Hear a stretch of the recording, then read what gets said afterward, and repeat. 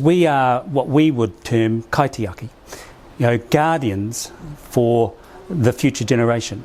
And if we don't look after this planet, and if we don't look after the settings, then what sort of a world are we going to hand over to them? I'm visiting Wales to get a sense of what are the opportunities for New Zealand and Wales to cooperate, both now and into the future. And so being here is very much about understanding what we can be doing along these lines to make the environment and to make the world better for future generations.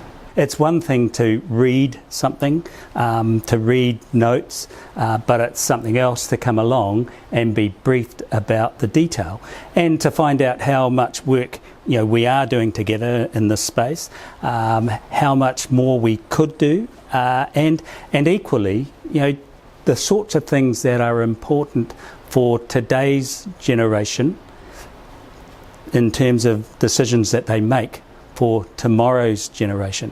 Being here has been absolutely fantastic, talking to Murray and also finding out the work of the Commissioner and the very dedicated staff that are here. You have legislated for it. Ours is a slightly different journey, but the end result is the same. It's how do you quantify, how do you identify, how do you articulate what well-being is?